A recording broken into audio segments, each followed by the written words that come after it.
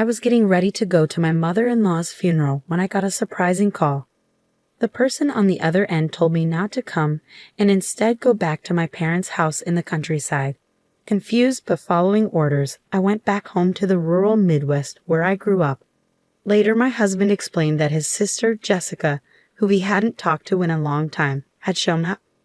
Jessica's first words after hearing about our mother's death were about the inheritance she'd get. I couldn't believe she was thinking about money at a time like this. I decided to stand up for my mother-in-law's memory and confront Jessica. We argued a lot, and in the end, she ended up in jail. My name is Kristen, and I'm just a regular housewife.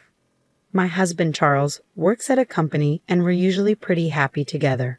I know a lot of women struggle with their in-laws after getting married, but I've been lucky. I had a great relationship with my mother-in-law, Charlotte. Kristen, what do you think of this cardigan? I needed it thinking it might suit you. For me? Thank you. It's adorable, and your knitting is really impressive. I'm glad you like it. The wind is getting chilly, so be careful not to catch a cold. Absolutely. Hey, if it's all right with you, could you teach me how to knit sometime? That's how it went. Charlotte's smile was always warm and kind. She meant a lot to me. She even helped us out financially sometimes. I loved her like a second mom. But then Kristen, Mom passed away in the hospital. I found out just the other day. Her death shocked me, and I couldn't eat much for a while. It's hard, but I have to accept it. Charlotte had been fighting terminal cancer for years, going through tough treatments. Even when I visited, she always greeted me with a smile, trying not to worry us. I couldn't just cry forever. I decided to remember her with a smile. So I was getting ready for her funeral, which would be at my husband's family home. Then, out of the blue, my phone rang. It was my husband's family calling. He had gone ahead to prepare for the service. Maybe he forgot something. I answered, expecting it to be him. But instead, I heard, Kristen, don't come to the funeral. Go back to your parents' house in the countryside right away.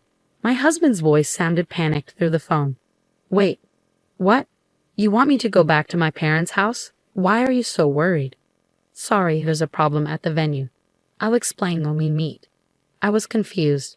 What problem? He seemed really flustered, which was unusual. Okay, calm down. I'll go to my parents' house as you said. Take a cab. I'll be there soon. Bye. He hung up abruptly.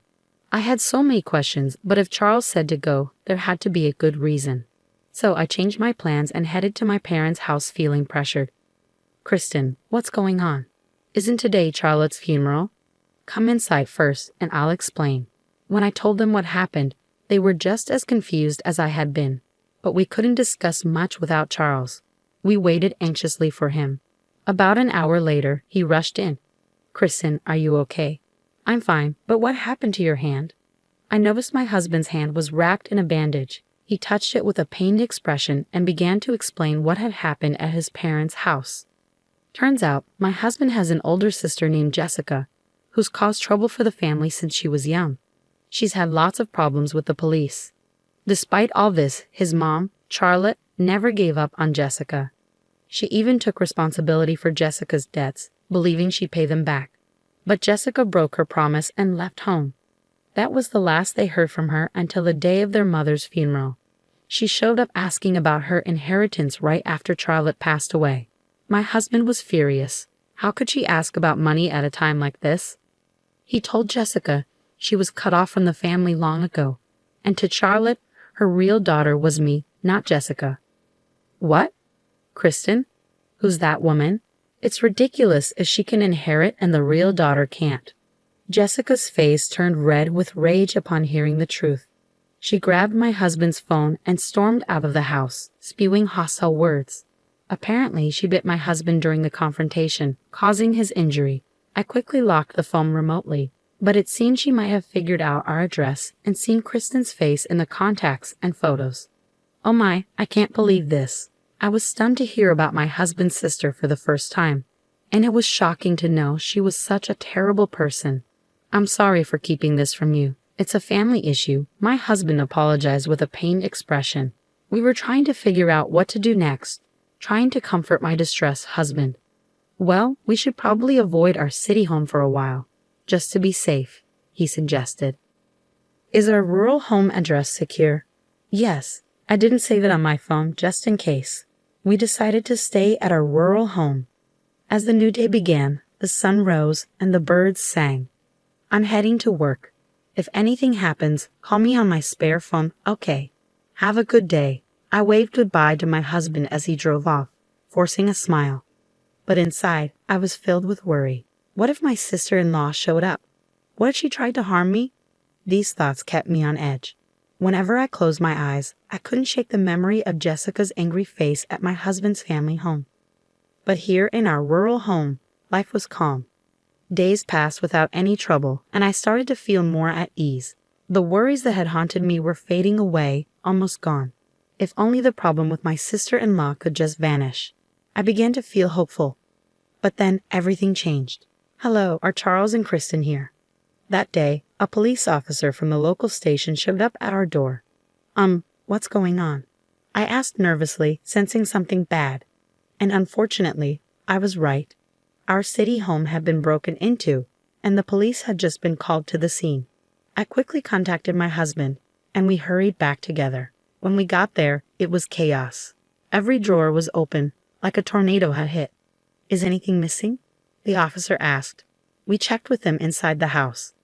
Thankfully, our important documents and valuables seemed untouched, but a few $100s were gone from our dresser. Also, there have been reports of a suspicious woman hanging around the area lately, the officer added. She was yelling things like, "Come out and pay me back in front of your house." Charles, could that be? I trailed off, already knowing the answer. My husband nodded, confirming my suspicions. We explained the situation with Jessica to the police. The police handled the situation with the disrupted funeral, the stolen phone, and my husband's injured hand quite efficiently. It helped that we had already reported the phone incident to them.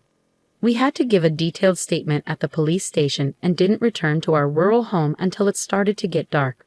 Thankfully, the burglar was caught soon after. And as we suspected, it was Jessica, my sister-in-law. The police told us that she had the audacity to stay in a hotel near our house after the burglary. They arrested her while she was casually getting a massage from room service, using the money she stole from us to pay for it all. Even though Jessica admitted to the crime, she was denying the burglary. It seemed that when family was involved, things got complicated. We were called back to the police station. We entered the room guided by the officer, and there sat Jessica, sulking in her chair. Suddenly, she spoke up indignantly, accusing my husband. "Charles, how could you betray your own family like this? It's unbelievable." Jessica showed no remorse. She didn't seem to think she had done anything wrong. She probably acted the same way during the police interrogation. According to her, she didn't break into the house to steal. She claimed she came to discuss inheritance matters. But since we weren't home, she said she had no choice but to break in. Even the money she took was just for her expenses nearby, she argued. In essence, Jessica was blaming us for everything. It was such a selfish and narrow-minded way of thinking. Knowing that such a dangerous person held a grudge against me was frightening. If I had encountered her alone, who knows what could have happened. Just the thought made me shiver. Meanwhile, Charles and Jessica were in a heated argument. "You've got some nerve showing up after all this time and acting like you're part of the family. Give me back my phone," Charles demanded. Fine. I'll give it back. You locked it right away," Jessica conceded. "I couldn't even use it properly, just like you, huh? Besides, family is family, isn't it? Both Mom and I cut ties with you a long time ago. That means you have no business with her inheritance. Oh, and leaving all her money to a stranger's daughter instead of her own. Was the old hag out of her mind or what?" I couldn't bear to hear such disrespectful words about Charlotte, so I found myself shouting before I even realized it. But Jessica just glared at me, clearly annoyed. "You that Christian woman, right? The one who stole the inheritance that was supposed to be mine." "No, I didn't steal anything. What are you talking about?" I tried to defend myself, but Jessica's intense stare made me feel uneasy. I couldn't find the right words. It felt like she could see right through me, and she began to laugh, as if she had won. At that moment, the police officer intervened. "Let's all calm down. It seems there's a lot to discuss, so why don't we have a family discussion first?" He must have decided it was a family matter. "We can talk about the charges and everything else later," he said, bringing the situation under control. Later, we gathered for a formal discussion at my in-laws' house. The living room, filled with tension, was adorned with carpets, and Charlotte's relatives sat around a large table. It was Jessica who spoke up first. "If you give me my share of the inheritance, I'll forgive all the past conflicts. You should thank me for being so generous," Jessica said arrogantly. It wasn't surprising. She hadn't changed in over a decade, so we didn't expect her to change in just a few days. She kept insisting, "Give me the inheritance, drop the charges." But we had no intention of meeting her demands. "We've already explained. You were disinherited, so you're not entitled to any of Mom's inheritance." "Well, then why don't you give me some money after you receive the inheritance?" "There's no way that ridiculous idea is going to happen," my husband said, clearly frustrated. I tried to calm him down before addressing Jessica, trying my best to keep a level head. "Jessica, did you actually read all of Charlotte's will? There was a section about you as well. I'm only interested in the part about the inheritance. The rest is probably just her complaints against me." "No, Charlotte was worried about you. She felt regretful," I explained. "Well, then she should have given me the inheritance even more so," Jessica retorted with annoyance. I felt angry, but mostly just sad. She saw her own mother, Charlotte, as nothing more than a way to get money.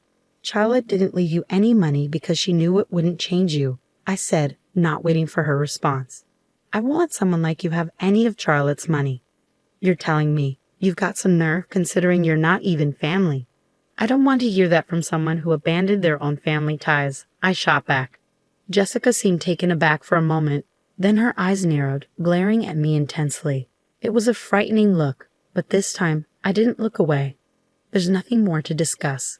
Please leave now," I said firmly, meeting Jessica's intimidating gaze. Suddenly, Jessica lunged across the table at me, driven by rage or fear. But my husband and other family members quickly restrained her. 10 minutes later, the police arrived and escorted her out forcefully. Throughout the ordeal, Jessica continued hurling insults. But by the time she was placed in a patrol car, she seemed defeated, slumping her shoulders. Later, I learned that Jessica was sent to prison. Our report of the incident was officially accepted. It turned out that Jessica had significant debt from loan sharks, which explained her obsession with Charlotte's inheritance. Regardless, she was expected to have a miserable life behind bars. She just doesn't understand unconditional love. She made her choices, and now she has to face the consequences. We reflected on the recent events in our home, which was finally back to normal after a long time. As my husband lit incense in front of my mother-in-law's portrait, he remarked, "I was surprised to see you stand up so bravely, Kristen." Well, that's because I read mother-in-law's will again.